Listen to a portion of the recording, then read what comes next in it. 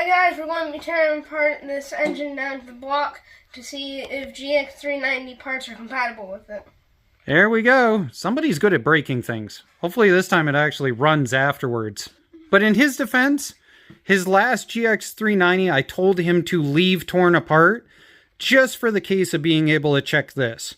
So I believe our checklist for this video at the end is going to be cam, crank, see if the heads are cross-compatible, the flywheel, possibly the starter, and we already know that the carburetor, the gas tank, and the exhaust are all interchangeable. So today's goal is just internal parts. Oh, and knock knock. Yes, to answer the ongoing question, this is plastic. Alright, as John finishes the last bolt on the gas tank, we wanted to point out that it uses some pretty doggone solid size hardware, which is good because we've seen other engines where they skimp on the hardware and then the gas tanks end up snapping off later. So the gas tank should be loose, but hold up, John. The problem is this thing is the epitome of figure out the order to take it apart, because that's the gas tank line underneath there for some reason, and there's a clip inside there. This is overlapped by this piece here, which is not how they normally are. And the airbox, we previously in an unboxing video showed that it has lines running through it that are zip tied inside for the vent. And in the previous video on unboxing this, we take it apart and we talk about what it would take to do a stage 1 kit on the outside of this and the valves. There we go. This is the last one. What are those, 8mm? Yeah. Okay. So 8mm, and let's see if I'm right. There's still one more bolt. Why did you leave one in there? Because I need to grab an extension. Okay, well, if we contort it a little, we can see right there is the tab that was hidden in underneath. One of the dangers of dealing with clones is that the engagement cup on the flywheel sometimes is different or proprietary. This is a GX side cover from a real Honda. As you can see, it locks up, pulls over just fine, so there's a confirmed part. So John, all that gas spilling out now that the gas line is disconnected, you want to know what the internet told me works? What? You take the choke handle off and you take the nub and you stuff it in the gas line. Try it.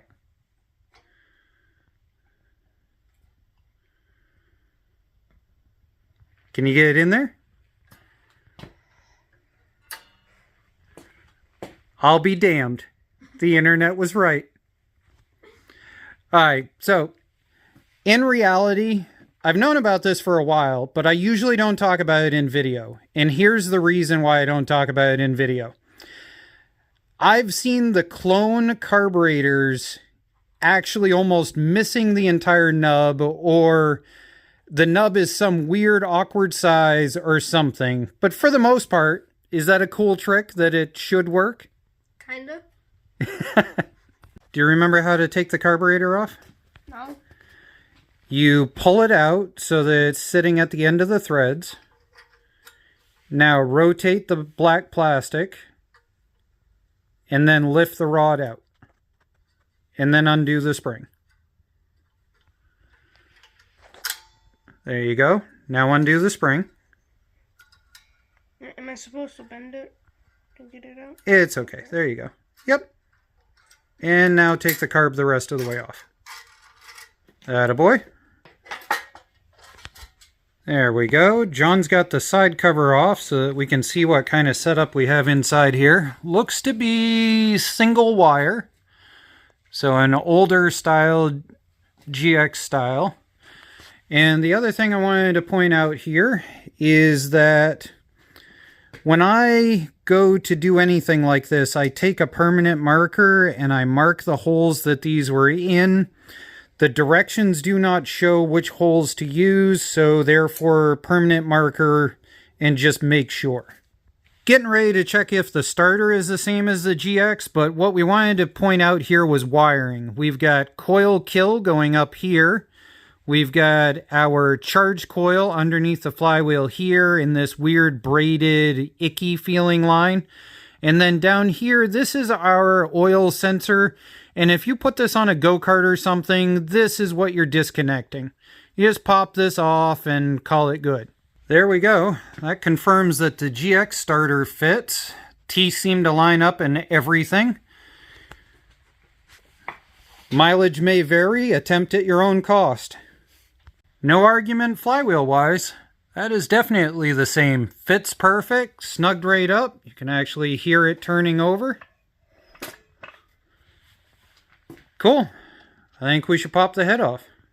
One note I saw here while John's got his Kaimo out is that it's actually taking these head bolts out. And we've had a lot of engines that the Kaimo is not capable of.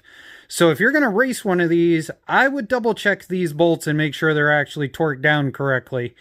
The other side note, after we took the rods out so we wouldn't accidentally dump them down into the engine, is it has a valve lash cap on the exhaust side, but not on the intake side. All right, pop that one off. Let's see what it looks like. Go ahead. All right. Is it going to come loose? All right, go ahead and take that off. I think it's already loose. There we go. Yep, go ahead and take it off that dowel. There we go. So let's see what kind of chamber we got in the top of this thing. That is about the same as a GX. We'll set a GX next to it in just a sec. And this is definitely probably the same pattern. Let's grab...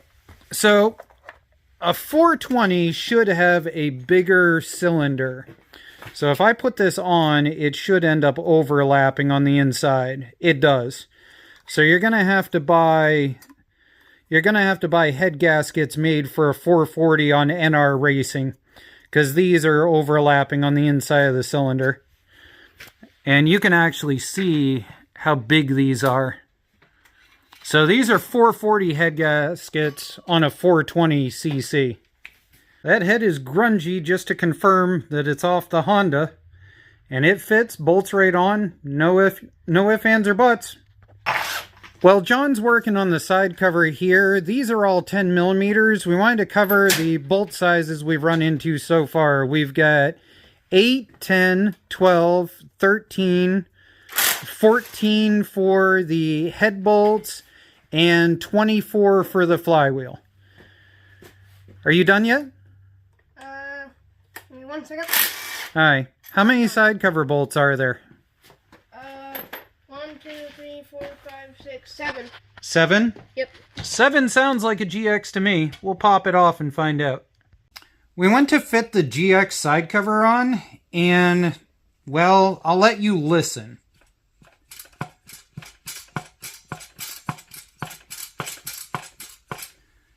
It seems to be pivoting on the crank, and I already checked to see if there was a shim or anything.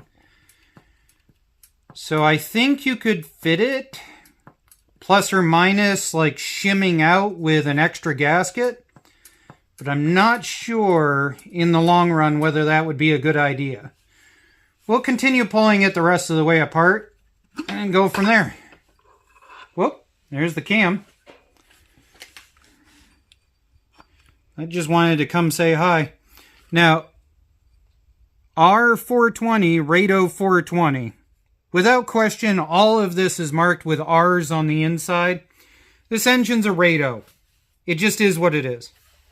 This rusted up hunk of junk is a GX. This is the Rado that came out of it. You can clearly see the giant difference between the two. But the other thing I noticed was I think the GX has a bigger end on it. So we're going to see if it'll actually fit in here. We found the timing mark is just a very teeny tiny dimple on the inside of this thing. So we're going to try to see if it'll fit and slide in. Maybe.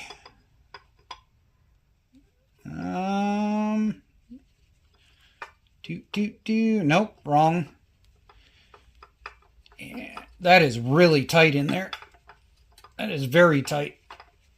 It seems to be fitting, but not. Yeah. Let's see if it'll rotate. Well, I guess it's just an optical illusion because it does seem to be fitting in there and it's tight inside there. So that's good. We will try the side cover here just to confirm to make sure it clears these larger teeth, but I don't expect to see an issue.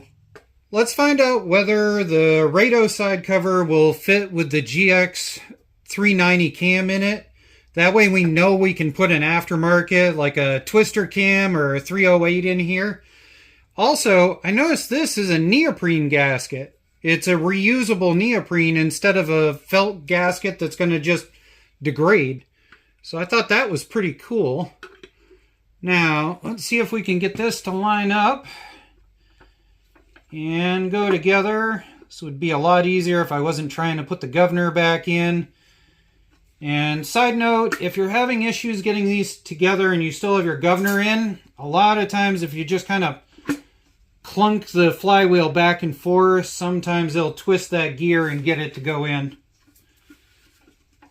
So, and of course it's not going to do it for me because I'm in the middle of trying to make a video. There we go. And that is not settling in very well, and I'm kind of worried. We'll find a thumpy here. Oh, there it goes. Like I said, just caught on that dumb governor gear. Yeah, so that fits.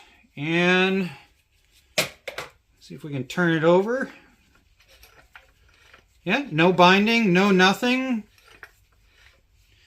So that confirms that. The only thing left to confirm at this point is to rip the connecting rod and piston out. That's cute. The bolts are painted. Alright, let's see if we can get this piston and rod assembly out of here. The sad part is we already know what it should be because I emailed customer support just to see how available the parts were. And I kid you not, they sent me to an eBay link for a Predator 13 horsepower connecting rod. So, let's see what this thing has. There we go. It's got a R for Rado in it. Got a directional arrow. It's inlaid probably, if I guessed, probably about 2.5 to 3 millimeter. Really long skirt. Very thick skirt. It's drilled out on oil passages, the same as a Honda style piston. Interesting. It's a Mars rod. Actually labeled as a Mars rod, which I've had really good luck with buying Mars-based connecting rods. We've got BILT hard on this side. We've got GX on this side. As you can see, the rods line up perfectly. There's no ifs, ands, or buts. They're exactly the same. Pin size for both pistons, exactly the same. And one thing I wanted to show you was the pistons. If we look down inside, they're exactly the same. Just scaled up just a little bit. They even put the oil drain holes exactly in the same spot. The one difference that I do notice right off is the oiling rings on these are a different style. The GX ring actually looks to be a little bit thicker for some reason. And also I noticed on the scraper ring is way thicker on the Honda. So all of the rings are thicker on the actual Honda. The other thing is, this right here has an R420 right on it in order to identify it, which I really like about all of these Rado engines, that they're just so easy to instantly grab and tell what series they came in. So John and I have a couple of thoughts. Is this a GX390 parts interchangeable clone? Which is a big deal in Chinesium builds. And the answer is yes, without question. Now, the other side note is that John and I rate taking apart a GX390 or a Duramax 440 at about a 3 out of 10, with 10 being the worst.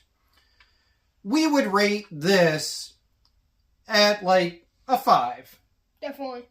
Because there are things that overlap in this, in the way they designed it, in order to get around copyright law, that are just absolutely stupid, that took a little bit to get used to. I would say tearing this down the first time probably took us an extra hour it normally wouldn't. That being said, this thing is a killer deal. Through Amazon, it is about $60 to $80 cheaper than most of its competitors, and through BILT Hard's own website, it is another 5% cheaper. Now, if you want to buy through the Amazon link I'll have down below, I make like a 2% commission, and it would help the channel. But you don't have to. I can understand wanting to save an extra 5%. Now, what do John and I think we're going to use this for? Most likely, we're going to keep it mild. We're going to probably try to revolutionize your golf cart build. John has a golf cart that was given to us by a friend, and we'd like to go and get it up and running. That way we can use it for building a racetrack out back. Testing track, not racetrack. If anybody in town ordinance is watching, it is a test track, not a racetrack. But the golf cart would really help out in building that, so that's probably what we're going to monkey with this, along with maybe the vacuum advanced choke that is available for a GX390. We get a lot of requests for doing that, so maybe that's what we'll do. Right, John? Yeah. Say bye-bye. Bye-bye. Okay. Yeah, I can't seem to do it without coughing. I don't know what's going on. I've tried a cough drop. I've tried me, and no matter what I do, I just start coughing. Damn it. Okay. You sure you're okay? Nope.